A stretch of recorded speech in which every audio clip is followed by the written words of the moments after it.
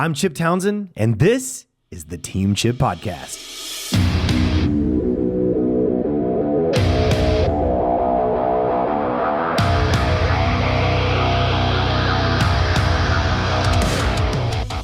Hey guys, welcome back to the Team Chip Podcast. Man, I know I say it a lot, but I'm excited to be here with you today. We're going to talk about something today that is so powerful. It is so simple, but maybe not easy. You know, I know it sounds counterintuitive, but sometimes things are just basic and simple, but they're hard to apply. They're hard to take action on. So we're going to talk about one standard that you could, if you're not doing it already, which I think most good business people should be, but if you're not doing it, it's one standard you could change, that you could adjust, that can change everything in your school, your martial arts school, your business. So guys, we're not, most school owners, business operators, a lot of times are kind of looking for the next system, the next marketing, the next, staff member that's going to be kind of a savior and come into the school and do great things for them. This is not about adding a lot of rules. It's not about, anything difficult. It's about setting and kind of choosing a filter that you can filter your decisions through, that I really, really believe can help you tremendously in your business. And so here's the point. When you use timeless, the ultimate truth, biblical principles to filter your decisions through, especially the golden rule, that's the standard, the golden rule. Clarity replaces confusion. Trust grows. There's so many things that happen. So, basically the standard is treat people the way you want to be treated. I know, I said it. It's easy, but sometimes it's difficult to apply. And this applies across the board to everybody in your business, everybody that surrounds your business, in every way, your students, your parents, your staff, your leadership decisions, your mentors, it just anybody that you deal with, treat them well. The scripture comes from Matthew 7:12. So whatever you wish that others would do to you, do also to them. Guys, remember, whenever we're inconsistent with our standards like this, it creates, confusion, distrust, lack of loyalty. There's so many things that happens. If I treat my students like a puppy, like, ah, rah, rah, rah, because I have the mindset that I'm something great and my ego's in the way and they're lucky to have me, and I'm just kind of commanding and demanding people around without treating them with respect, which I have seen before, it doesn't work. When you're treating the parents with respect, but you're kind of treating the students like puppy dogs over here and telling them what to do and when to do it and how to do it. And then you're treating your staff also like puppy dogs and kind of demanding, commanding with the mindset of, you're lucky to have a job with me. It's just inconsistent. You're treating different groups of people differently. Your leadership decisions get skewed. And in essence, in this scenario, there's an ego problem. Like, oh man, these students are lucky to have me. When we really need to flip that on its head, and we need to remember that people vote with their dollar and they're choosing us. And we need to see them as an absolute blessing walking in our front door. Even your most difficult students sometimes, and that can be challenging to do. But that inconsistency, when you're treating different groups differently, maybe your integrity is not in line, creates confusion, frustration, drama, all different kinds of things. But this one standard, this golden rule, treating people the way you want to be treated, can help to develop a lot of things. One of them is confidence. You as a leader are no longer walking in like a box of chocolates every day and they're having to go, what do I get from Chip today? Right now, we joke about that at the school because I'm playful with my staff or our team. I'm playful with the students and the parents in a very appropriate, personal, but not personal way. And I tell them sometimes, hey guys, I'm like a box of chocolates. You never know what you're going to get, because I'm going to come in and give you a hard time today and tomorrow, but it's done in fun. Remember, there's a difference in having fun and being funny or being silly. And we don't want to be silly, but the point is, when you treat people the way you want to be treated, think about that. Like, what does that mean? Like, all right, this guy has some sort of power over me, but they have a position over me. I don't want them stepping on me. I don't want them screaming at me. I don't want them being rude. I want them to show me respect as a brother in Christ, as a human being that deserves, a certain amount of respect, right? And so when we treat other people that way and we keep that in mind and we ground ourselves with that, it helps so much. Your team will grow in a confidence, because they always know what to expect from you. You know, you're not walking in and just kind of blowing their doors off. And again, I know I kind of actually joke about this with my team, like, oh, I'm like a box of chocolates. I'm going to give you a hard time today. Tomorrow I'm not. But it's all kind of in jest and in play. Your team gets direction, right? You know, your team is going to the culture you develop starts at the top. We talked about this before, but how you treat people, what you model. I love that word model. What you model is what your team will over time turn into. They'll morph into what you're modeling and they will do the same thing. So the reason I say you'll gain direction, your team will gain direction, I should say, is because they're seeing a consistent behavior that's respectful, that is strong, being modeled over and over. And then they, in turn, will take that direction and do the same thing. You're going to give your team some peace in their decision making when you, again, treat them the way you would want to be treated. You know, sometimes maybe they're having a little bit of a financial, something going on in life. And instead of being judgmental about it, step out of your shoes and go, you know what? 20 years ago, I had a really similar struggle. And I was, how did I like it whenever someone just ran me over as my boss, as opposed to being a little graceful, having some empathy for my situation and working with me and working through it. Now, I am not in by any means saying that you should be a lay down and not have expectations and boundaries. But what I am saying is just kind of think back and apply some grace to each situation and decision. So your staff will gain peace in their decision making because they're going to know that once you've empowered them to make decisions, which if you're delegating and training and raising your team correctly, you should be empowering them to make decisions because a lot of times they're the ones closest to where the rubber meets the road, for lack of better words. And a lot of times they might know the better decision in that moment than you do whenever you're not there. So we've got to empower them to make decisions. But when we've done that well, and they know that their leader, you, are going to be graceful with them if they make a great decision or even if they mess up.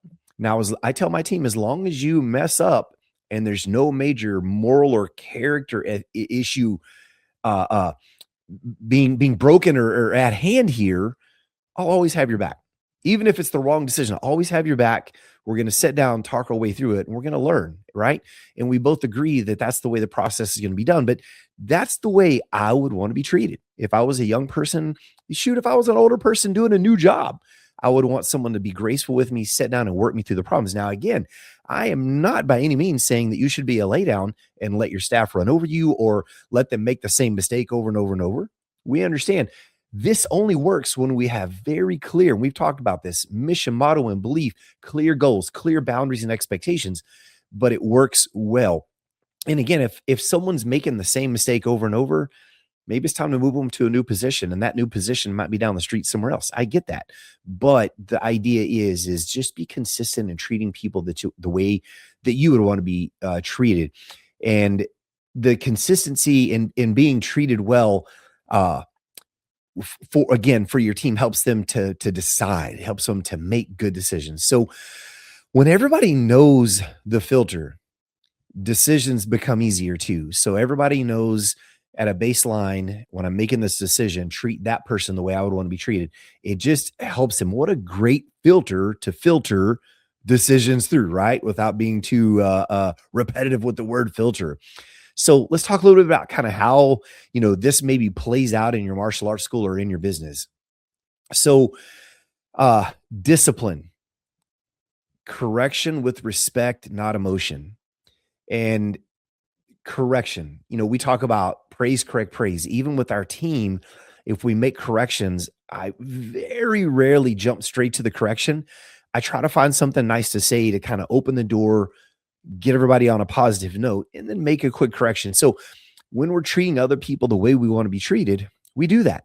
We enter into a correction with respect and not emotion. And remember, leaders, if you're emotionally charged, if you're fired up about something, you need to recognize that and you need to take the time that you need to cool down. We just generally call it the 24-hour rule. Set on it for 24 hours, think through it. When your emotions subside, your logic really comes back. Remember, logic and emotion are like oil and water, and they don't mix. But back to this idea of discipline around the idea of treating people the way you want to be treated. High expectations without humiliation. In other words, I've already kind of said it. Say something nice, make the correction, and then come back and praise them again after the fact when they do make the correction. Make sure you recognize that. That's really powerful. But we don't want to just walk in because we have high expectations and they haven't matched it and humiliate them or publicly put them down or publicly shame them or anything like that. So communication, uh, honest conversations without gossip. You know, I know that if I mess up on the job or if I do something, make a silly decision, I don't want my team running around chit chatting about it behind the corner and laughing about it, right? That gossip, I can't say this enough. We've talked about it, but it's poison. Get it out. Set a rule that there is no gossip in your organization. Inevitably, it's going to rear its head in small ways here and there. And you just replay a reminder every so often. You zero base on that rule. No gossip, guys. That will get you booted out of here because it's poison, divisive, and will kill our team. But when you're treating people the way you want to be treated, you don't want people talking about you. So don't talk about other people and don't allow it. So uh whenever you're treating people the way you want to be treated in the realm of communication, you it's clear answers as well instead of avoidance. So what I mean by that is sometimes when there's a tough situation, we avoid it. I know I've grown up in martial arts. I've sparred, I've fought at different levels and competed at different levels and, taekwondo, kickboxing, jujitsu, different things. And I still hate conflict though. I have to admit, I just don't like conflict. It's uncomfortable. It's no fun. Uh, Most of the time, very unproductive. And so what happens is if one of your staff members, as a leader, if your staff member messes up, we'll kind of weigh it and go, okay, that mess up wasn't too bad. I'm going to let that slide because I don't want to have conflict. And so we avoid. That's kind of the idea. When we really need to go ahead and kind of step in, make the correction, treating them the way you would want to be treated in that situation. And obviously, for me, there's kind of a sliding scale. There's, a 1 on the scale, which is not a bad mistake at all, to a 10, which is horrendous. And you would handle those differently. I understand that. But generally, as a general rule, don't avoid a mistake or a problem. When also around our policies, you know, firm, fair, and consistent. I alluded to this earlier, but treating people the way you want to be treated does not mean laying down and letting someone run you over or laying down and letting people break the rules or get outside. It's about having firm and fair and consistent boundaries and expectations. It's grace without compromising standards, if that makes sense. Whenever there's something that comes up, you're graceful in the way you handle it, but you stay the boundary, you stay the course, and you stand your ground on it. And you try to explain it to, if they're younger too, especially, in a way that they can wrap their mind around that and understand it. Uh, Leaderships, from a leadership perspective, decisions made with integrity, not convenience. Whenever we're treating people the way we want to be treated, we don't just tell them. I'll give you an example. I had to remove an instructor a long time ago because the truth of it was he was a habitual liar. And he was a super sweet guy. I truly believe he had good intentions, but he might teach a technique and the student would ask, well, what would be the application of that? Or where would I use that? Or why? Or they would ask kind of a semi-deep question about that. And he would just throw them an answer off the top of his head that was just random, as opposed to having integrity. So we're talking about leadership and decisions made with integrity. Instead of having integrity and saying, you know what? I'm not sure I'm even clear on that. Let me do a little research. Let me go ask my instructor. Let me find out and let me bring that back to you.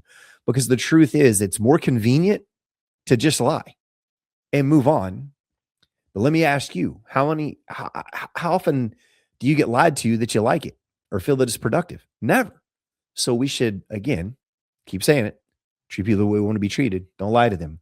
And I'll tell you another little side benefit to this. Whenever you admit your weaknesses and faults to your team, your family, you're transparent with people to the best of your ability, and you dump the ego out, people will respect the fire out of you for doing that. And this style of leadership creates a long-term trust over short-term comfort. So again, filtering these decisions through your decisions around all of these areas, whether it's discipline, communication, it's policies, leadership, whatever, it creates a consistency, someone they can rely on. It builds trust because they know how you're kind of going to respond and react to things, that you're not going to be crazy and emotional, things like that. So, you know, we should always filter our decisions through scripture. We should in everything that we do, we should steward our resources in a biblical fashion. So, some questions you can ask yourself sometimes when you're having to make hard decisions to go, am I doing this well? Well, one question is this loving?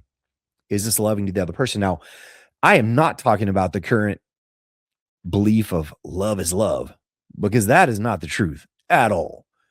Okay. I'm talking about,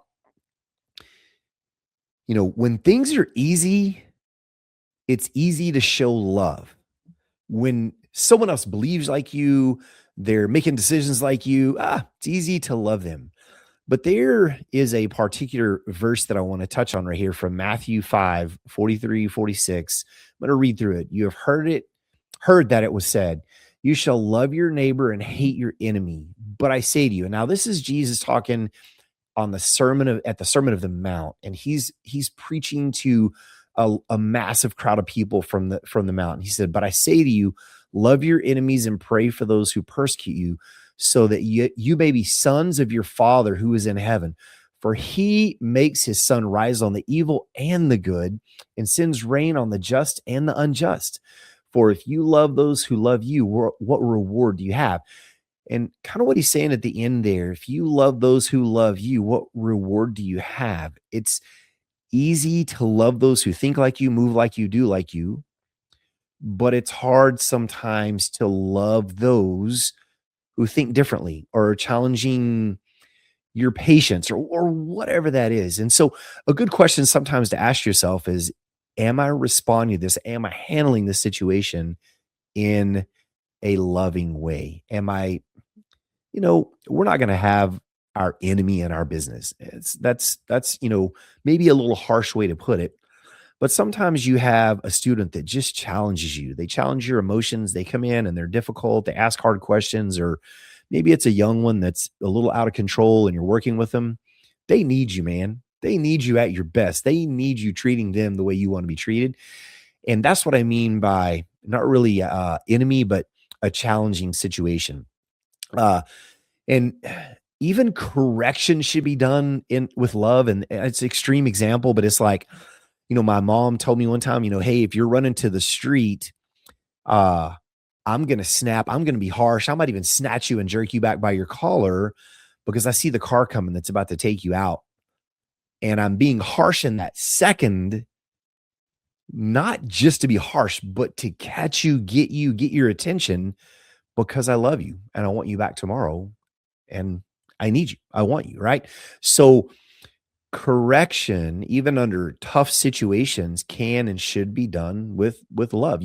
We correct our children because we don't want them to make that mistake, because we want the best for them, because we see something and have perspective maybe that they don't see. We correct them because we love them and we're willing to be perceived as difficult because they perceive that as difficult sometimes, and make that correction. Another question, is it loving? Is it fair?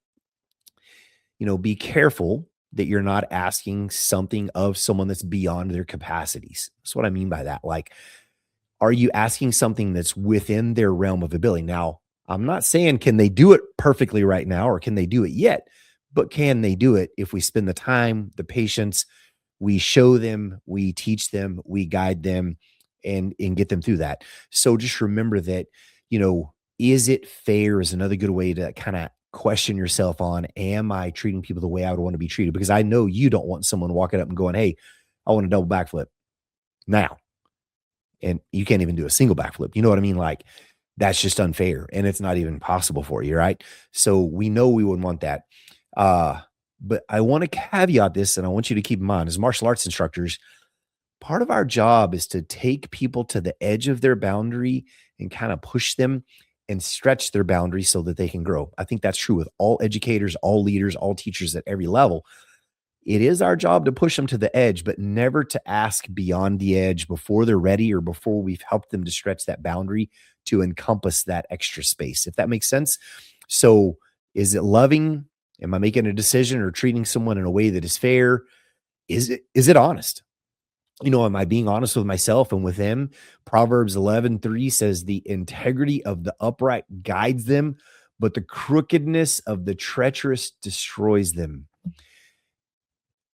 Am I making a correction from the right place in my heart? Am I doing it with integrity?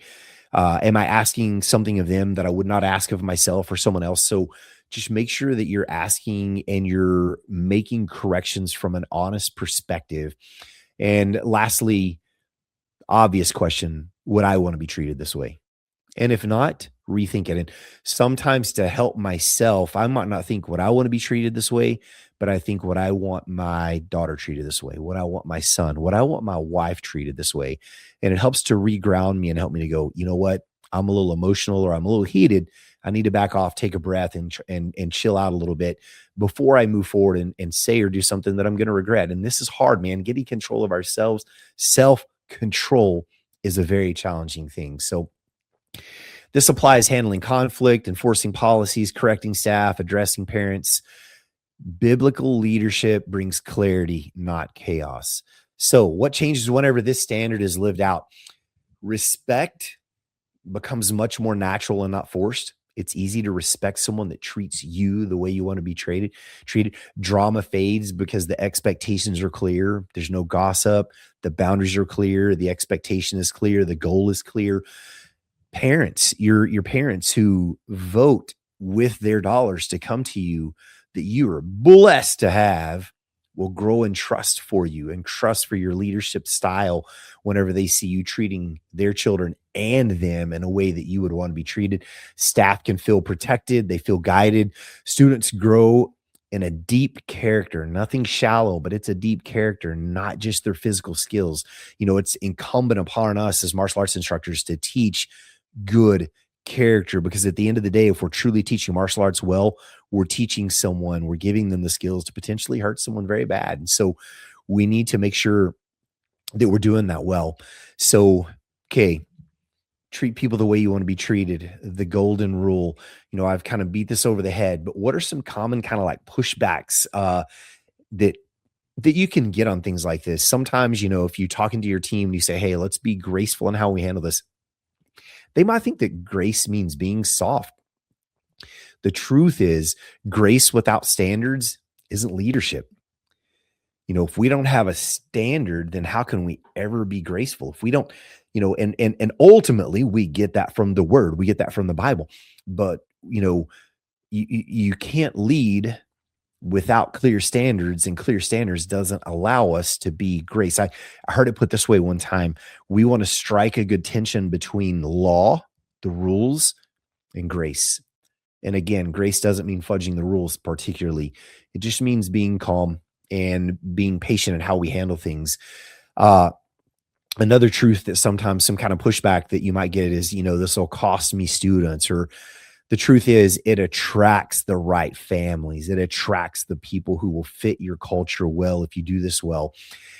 And I would also say it has the potential, sometimes I'm surprised.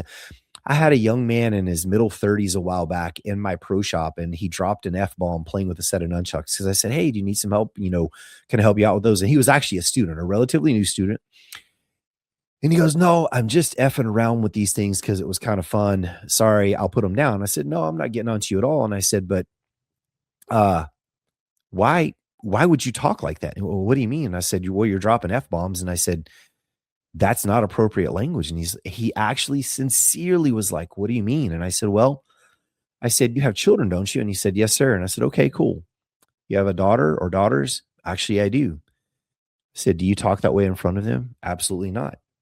I said, do you realize that there could be a 3 or 5 or an 8-year-old, a 12-year-old standing around the corner right here that you don't see when you're dropping that F-bomb? And that 3-year-old could have to go, or 8, whatever, could have to go home to mom and go, hey, mom, what does this mean? And all of a sudden you've decided for that family, when that child learns that, and that is a horrendously, disgustingly disrespectful term. what it truly means. And I kid you not, the kid's eyes lit up, 30 something years old. I say kid, he's a man. And a light bulb went off. And he said, I have never heard that before. And I've never thought about that. And I said, it's okay. I said, I'm glad that we had this opportunity to share this together. Right. But my point with that is this will cost me students. It's not going to cost you students. There's a chance that there may be students in your school or families that have never seen this way before. And you might get a chance to absolutely change an entire family and lives because they go, wow, this is really awesome. I love the way this feels to be treated with respect. So don't think it's going to push people away because it's not. Sometimes you might get pushed back. It's easier to bend sometimes than to stand the rules. And that's not true because inconsistency always costs more later. If I bend today for this person, recently had someone ask me, hey, I missed some time. Could I move to my next rank a little early? Although I love this person, they trained their butt off. I said, absolutely not. You had an injury. It set you back. You had to miss some training time. I said, do you realize what a can of worms that would open if I allow you to shortcut to your next rank? We don't have any good reason to do that. Just like anybody else that's ever been injured or taken some time off, we say, it's okay. Come back when you're ready and let's get trucking. And they do, and they follow the normal protocol. So the thing is if I had allowed that in that moment and said, oh, you know what, for you, buddy, I might do that. I would have had a batch of parents, students come to me going, hey, can I do that? Can I do that? Can I do that? And then having to bring the rule back and clean it up would have been a mess. It would have just caused so much difficulty. So it's not easier to bend. It may feel that way in the moment, but it's not. So, all right, guys, treat people the way you want to be treated. The golden rule. It's such a powerful thing. Live it consistently, especially when it's uncomfortable. Communicate the standard with your team. Model it. That's what I mean by live it. Model it. Communicate it with them. Make sure it's an expectation with them. And then if you're struggling with decisions or feel like you're wavering on things at times, maybe identify an area where you've made a decision where you felt unclear and run it through that filter. Was it loving? Was it fair? Would that be the way I want to be treated? Run it through that filter, rethink it, and begin to learn from those situations. So I hope this made sense. Hope you guys enjoyed that. I absolutely love this episode. I think it's powerful that we all treat people with as much respect as possible. And obviously, sometimes people earn what they get back, right? I get that. But just remember that one standard, the golden rule, can change your culture. It can change your business. It can take it from 50 students to 500 if you handle it well and do it right. When leadership is grounded in biblical truth, your school, your business becomes steady. It becomes kind of a place of calm. Remember, strong schools aren't built on shortcuts. They're built on conviction, clarity, and character. All right, guys. Hope y'all enjoyed that. We'd love to hear from you. Let us know what you think, what you would like to hear. We appreciate you so much. Go give us a 5-star review if you're willing to do so, and share this with your friends. If you know someone that might benefit from this, please share away. Thank you so much, and we'll catch you on the next episode.